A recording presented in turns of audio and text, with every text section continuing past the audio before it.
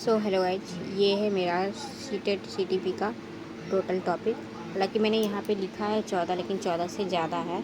यहाँ के अकॉर्डिंग यहाँ पे काउंट नहीं किया था, तो 14 से ज़्यादा है टॉपिक हमें पढ़ना। और इस टॉपिक को देख के अगर किसी को ये लग रहा है कि नहीं इससे भी ज़्यादा हमें पढ़ना है, तो प्लीज़ मुझे कमेंट करें। मैं उन सबको भी इसमें ऐड कर लूँगी और उनकी भी पूरी थ्योरी डिटेल में आपको बताऊँगी। तो इसमें मैंने बस वही सब लिखा है जो मुझे लगता है कि सीटेट में एक अच्छे मार्क्स लाने के लिए सबसे ज़्यादा इम्पोर्टेंट कौन कौन से टॉपिक हैं, तो मैंने वो सारे टॉपिक इसमें लिखे हैं। जिसमें सबसे ऊपर है जीन पियाजे। तो हम जो अभी आगे का करेंगे, मैंने एक दिन और जीन पियाजे से ही रिलेटेड बात की थी, तो उसमें मैंने पूरी नहीं बात की थी, मैंने थोड़ा ही नोट्स बनाया था। तो मैंने जितना बनाया था उतना मैंने वीडियो डाला था। आज मैं जीन पियाजे को पूरा ख़त्म करूँगी। तो ये टॉपिक आप लोगों ने देख लिया। अब हम चलते हैं जीन पियाजे के बारे में बात करने। तो गाइज हम शुरू करते हैं जीन पियाजे। और शुरू करने से पहले मैं एक बात बता दूं, अगर आसपास से कोई आवाज़ आ रही हो छोटे बच्चे की रोने की या हल्ला करने की, टीवी की, किसी भी चीज़ की, तो प्लीज़ उसे इग्नोर करिएगा, क्योंकि फैमिली है, घर है, बच्चे हैं, तो आवाज़ तो आएंगी ही। तो चलिए हम स्टार्ट करते हैं जीन पियाजे, जो कि सबसे मोस्ट इम्पॉर्टेंट है सीटेट के लिए। तो जीन पियाजे का जो मेन आइडिया है वो होता है कि बच्चा एक्टिव लर्नर होता है। वो इन्वायरमेंट से इंटरेक्ट करके नॉलेज बनाता है। मतलब बच्चा जो होता है वो एक्टिव से सीखता है। जीन पियाजे हमें ये बताता है कि जो छोटा सा जो बच्चा होता है वो कैसे उसका वो वृद्धि करता है, कैसे वो विकास करता है। तो एक्टिव लर्नर होता है, वो खुद से करता है। वो जो अपने से बड़े को देखता है, वो देख के वो खुद उस चीज़ को करना चाहता है और उससे वो सीखता है। ठीक है। तो और पियाजे की जो मेन थ्योरी है, उस थ्योरी का नाम क्या है? Cognitive development theory. अगर क्वेश्चन आ जाए तो प्लीज़ इसका नाम डालिएगा। और फोकस क्या है? पियाजे का फोकस है बच्चा कैसे सोचता है।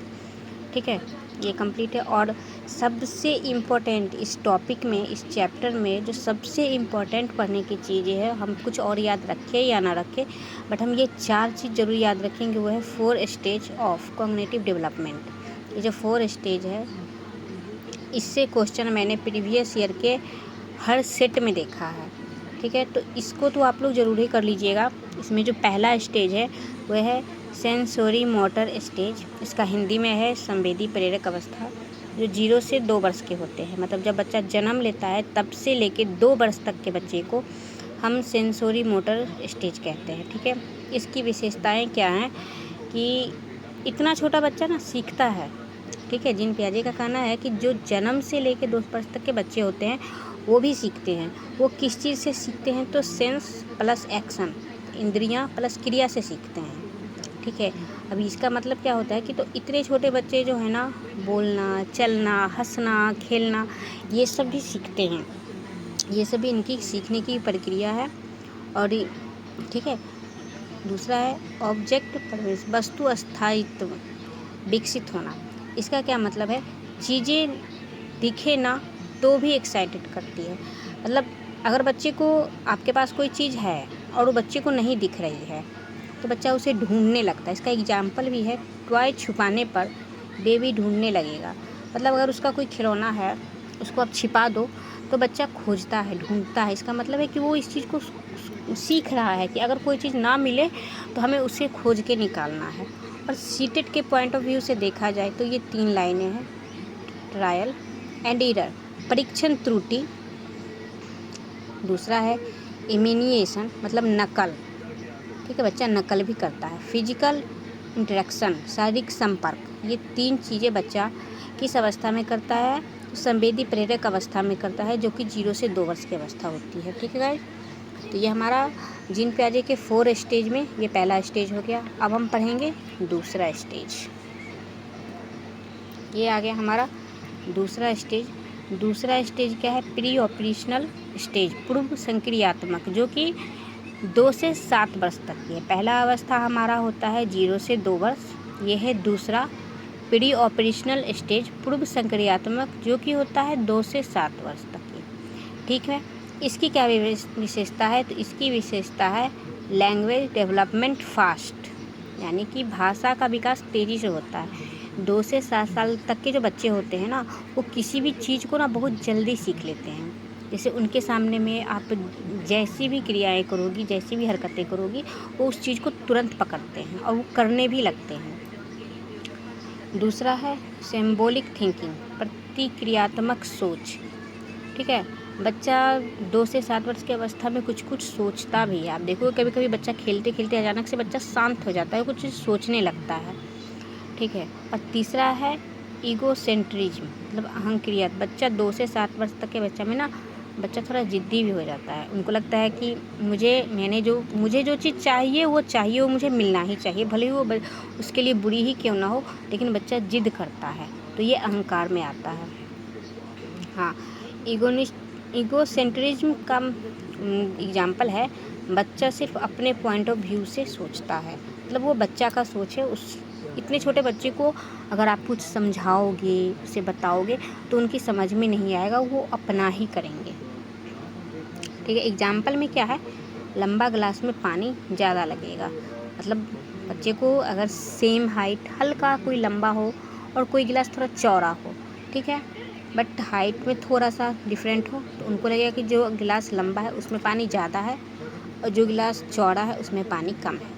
अब सीटेट की कीवर्ड देखिए, सिंबॉलिक प्ले, प्रतीकात्मक नाटक, प्रेटेंट प्ले, नाटक का नाटक, ईगोसेंट्रिक चाइल्ड, अहंकारी बच्चा।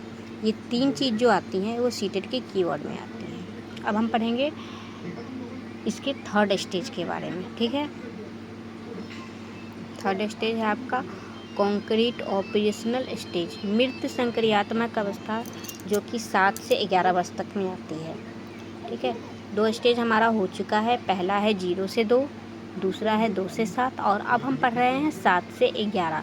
इसकी क्या विशेषता है, तो लॉजिकल थिंकिंग स्टार्ट, बच्चा तार्किक सोच, बच्चा बड़ा होने लगता है, उसकी सोच में परिवर्तन आने लगते हैं। कंजर्वेशन कंसेप्ट, संरक्षण अवधारणा, वो चीज़ों को कलेक्ट करने लगता है। क्लासिफिकेशन, वो वर्गीकरण करने लगता है। बच्चे को इस अवस्था में आके ना सही गलत का पता चलने लगता है कि क्या उसके लिए सही है, क्या उसके लिए गलत है, और अगर उसके बड़े उसे कुछ बताते हैं तो उन चीज़ों को समझने भी लगता है। रिसर्वेबिलिटी का मतलब होता है उलटने पुलटने योग्यता, मतलब चीज़ों को समझने के लिए वो चीज़ों को परखने लगता है, उसको उलट पुलट के देखने लगता है, यानी कि बच्चा जो है वो बड़ा हो रहा है। कन्वर्सेशनल संरक्षण, मतलब क्वांटिटी सेम रहती है, शेप चेंज होने पर भी इस चीज़ को बच्चा समझने लगता है कि अगर सेम गिलास हो, लंबी गिलास हो, तो जितना एक गिलास में पानी जितना होगा, दूसरे गिलास में भी पानी उतना ही होगा। इस अवस्था में बच्चे को समझ आने लगती है। एग्जाम्पल है कि गोल रोटी और लंबी रोटी का जो डो होता है वो सेम होता है। रोटी गोल बने, रोटी लंबी बने, वो जो आटा हम गूँथते हैं तो रोटी बनाने के लिए जो उसका डो बनाते हैं वो सेम होता है। Seated point of view, child real object से बेस्ट लर्न करता है।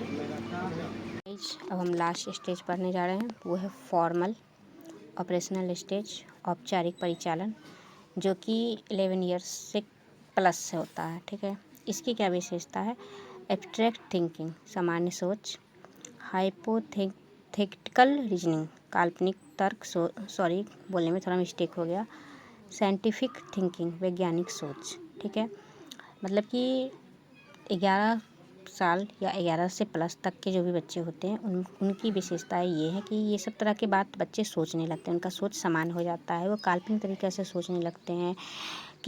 जो बच्चा बहुत ज़्यादा इंटेलिजेंट होता है तो उसकी सोच वैज्ञानिक की तरह होती है। Example, what will happen if gravity disappears. ठीक है, अब देखिए ये है मोस्ट इम्पॉर्टेंट, हमें इसे कैसे याद करना है। तो हमारा जो फर्स्ट स्टेज है वो है सेंसोमीटर, 0 से 2 वर्ष, प्री ऑपरेशनल 2 से 7 साल।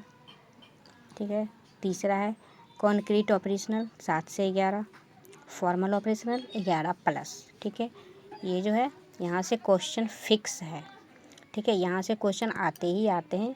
आप लोग अगर हो तो प्रीवियस ईयर देख लेना, जब हमारा ये सीटीपी पूरी तरह से कंप्लीट हो जाएगा तो हम प्रीवियस ईयर क्वेश्चन भी करेंगे। ठीक है, इम्पोर्टेंट टर्म्स, ये क्या है, स्कीम, योजना, मेंटल फ्रेमवर्क, मानसिक ढांचा, एसिमिलिएशन आत्मसातकरण, न्यू इनफ को ओल्ड स्कीमा में फिट करना। इसका क्या मतलब है कि हम अगर बच्चे को बताते हैं कि ये डॉग है, तो बच्चा उस डॉग में क्या देखता है कि डॉग के 4 पैर होते हैं, 2 आँखें होती है और एक पूँछ होता है, ठीक है। तो बच्चा को क्या लगता है कि ये सब जिस जिस भी जानवर में होंगे वो सारे जानवर डॉग ही होंगे। यानी कि गाय है अगर, तो गाय के भी 4 पैर होते हैं, 2 आँखें होती है, एक पूँछ होती है, तो बच्चा को क्या लगेगा कि ये गाय नहीं है, ये भी डॉग है, ठीक है। इसका मैं एग्जाम्पल भी आपको बताती हूँ। एग्जाम्पल है हर 4 पैर वाले एनिमल को डॉग बोलना, ठीक। दूसरा है एकोमोडेशन, आवास, स्कीमा को चेंज करना। एग्जाम्पल समझना कि काऊ डॉग नहीं होता है। एकोमोडेशन में क्या है कि बच्चा इस चीज़ को समझ लेता है कि हर 4 पैर वाले जानवर डॉग नहीं होते हैं, हर जानवर अलग अलग होते हैं। अब है इक्विलिब्रेशन, संतुलन, बैलेंस बिटवीन एसोलिमेशन एंड एकोमोडेशन, मतलब आत्मसातकरण और आवास में जो के बीच जो डिफरेंस होता है उसे ही हम संतुलन बोलते हैं। अब देखिए क्या है, वेरी इंपॉर्टेंट सीटेड पॉइंट, पियाजे चाइल्ड सेंटर्ड एजुकेशन सपोर्ट करता है। पियाजो जो होता है वो हमारे बाल केंद्रित शिक्षा को सपोर्ट कर रहा है। चाइल्ड सेंटर्ड एजुकेशन का मतलब होता है बाल केंद्रित लर्निंग, एक्टिव प्रोसेस, मतलब जो बच्चा होता है वो एक्टिव प्रोसेस से सीखता है। टीचर जो होता है फैसिलेटर, यानी कि सुविधादाता, हमारी पढ़ाई में हम किस तरह से पढ़ाई करें, कैसे पढ़े कि हमारा एग्ज़ाम पास हो, वो एक टीचर करता है, ठीक है। Rote learning oppose, discovery learning support, ये सब जो है पियाजे के इम्पोर्टेंट पॉइंट्स हैं। अब है हमारा ट्रिक टू रिमेंबर स्टेज। हम इस स्टेज को कैसे याद रखेंगे, तो SPCF, S सेंसोमीटर, P pre operational, C concrete operational, F formal operation, ठीक है। और अब हमारा आता है क्विक रिवीजन, कि हम जीन पियाजे का, जैसे अब हमारा एग्ज़ाम नज़दीक है, हमें बहुत सारा पढ़ना है, हम इतना कुछ अपने दिमाग में एक ही चीज़ को तो लेके नहीं चल सकते ना, क्योंकि CDP में हमें अभी मैंने आपको सिलेबस भी बताया कि कितना सारा पढ़ना है, सिर्फ एक जीन पियाजे ही नहीं पढ़ना है। तो हम इसका क्विक रिवीजन कैसे कर सकते हैं, तो यहाँ पे वो भी है कि जीन पियाजे की थ्योरी किस टाइप की है, तो कॉग्निटिव डेवलपमेंट थ्योरी, चाइल्ड कैसे सीखता है, child active learner, learning by discovery, teacher क्या होते हैं, फैसिलेटर होते हैं, rote learning oppose, development before learning, intelligence adaptation से डेवलप होती है। ये हमारा जो है ये है क्विक रिवीजन। और अब हम देखते हैं मोस्ट इम्पोर्टेंट सीटेड कन्फ्यूजन, मतलब कि हमें कन्फ्यूजन कहाँ कहाँ हो सकती है वो हम करेंगे। तो कंसेप्ट है और ये मीनिंग है। अगर एसिमिलेशन आ जाए और अकोमोडेशन आ जाए, तो एसिमिलेशन जो होगा उसमें है ओल्ड स्कीमा में न्यू, मतलब किसी पुराने चीज़ में हम न्यू को भी जोड़ दें, ठीक है।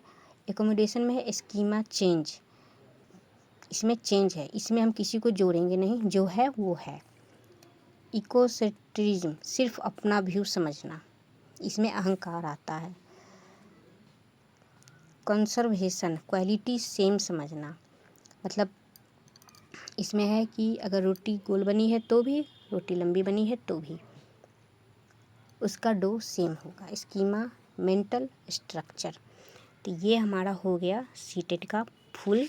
यहाँ पे मैंने सीटेट का पूरा, आज सीटेट पूरा कंप्लीट है। पिछले वीडियो में जो मैंने डाला है उसमें मैंने थोड़ा ही बताया था, बस हमने 4 स्टेज ही पढ़ा था, ये क्विक रिवीजन ये सब नहीं किया था। तो फिर मैंने नोट को जब अच्छी तरह से बना लिया तो मैंने सोचा कि अब मैं आप लोगों के साथ शेयर कर दूँ।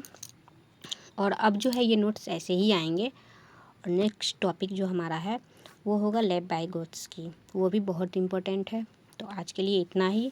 और अगर आप लोग को मेरा ये पढ़ाने का तरीका अच्छा लग रहा है, इसमें अगर कोई कमी भी लग रही है तो प्लीज़ मुझे कमेंट करें, मुझे कमेंट में बताएं कि मैं इसमें और क्या इम्प्रूव कर सकती हूँ, क्योंकि मैं अभी न्यू हूँ और मैं खुद भी सीटेट की तैयारी कर रही हूँ और ये सारे नोट्स मैंने खुद से बनाए हैं। तो अगर इसमें कोई कमी है तो प्लीज़ बताएं, ताकि मुझे भी जानकारी हो, मैं भी आगे बढ़ूँ और आपको भी हेल्प हो। और हो सके तो मेरे चैनल को सब्सक्राइब करें, लाइक करें, जितना ज़्यादा हो सके शेयर करें, जिनको भी ज़रूरी है उनके पास शेयर कर दें। Thank you guys.